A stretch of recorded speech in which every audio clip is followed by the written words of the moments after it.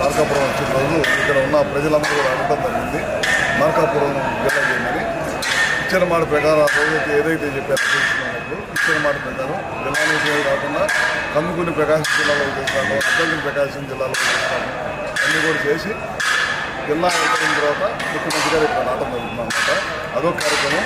అట్లానే ఇక్కడికి వచ్చే ముందు వెలుగొండ ప్రాజెక్టు అనే ఉద్దేశం 96 వెలుగొండ ప్రాజెక్టు చంద్రబాబు నాయుడు గారు గుర్తించి ప్రాంత ప్రజలకి నీళ్ళు అవసరం, వెలుగొండ ప్రాజెక్టు కడితే కనుక ఈ చుట్టుపక్కల ప్రాంతాలంతా సస్యశ్యామం అవుతున్న ఉద్దేశంతో ఆనాడు ముఖ్యమంత్రిగా ఉన్న చంద్రబాబు నాయుడు గారు, ఆ రోజు మంత్రిగా ఉన్న గొడవ సుప్రసాద్ గారు, తుమ్మల నాగేశ్వరరావు గారు, దొడ్డిపాటి హనుమంతరావు గారు వీళ్ళందరూ కూడా వచ్చి ఆ రోజు శంకుస్థాపన చేశారు.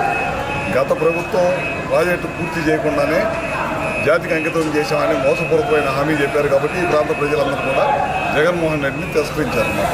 అందుకనే ముఖ్యమంత్రి గారు ప్రత్యేక చూసి పెట్టి దాదాపు సప్లై ఛానల్ అంతా కూడా రెడీ చేయించాలి. దాదాపు 500-600 కోట్ల రూపాయలు మన బడ్జెట్లో పెట్టి శాంక్షన్ చేసి ఈ ప్రాజెక్టును వేగవంతం చేసి నీళ్లు వాళ్ళు ఇటువంటి ప్రాంత ప్రజలకనే ఉద్దేశంతో ఇవాళ ఇక్కడ రావడం జరుగుతుంది. మన ప్రకాశం జిల్లాకు సంబంధించిన వెలుగొండ కానీ పోలవరం ప్రాజెక్టులు కానీ ఇచ్చిన మాట అన్నీ కూడా నెరవేర్చుకుంటే ఈ ప్రభుత్వం ఇచ్చిన హామీలన్నీ సూపర్ 6 ఉంది, పెన్షన్లు ఇచ్చేది కానీ, గ్యాస్ ఇచ్చేది కానీ, పిల్లల చదువులకు కానీ, రైతులకు కానీ, అదే బస్సు ప్రయాణం చేసే శ్రీశక్తి కానీ ఇవన్నీ కూడా ఇచ్చిన మాట ప్రకారం చేసుకుంటూ వెళ్ళిపోయాము ప్రభుత్వం.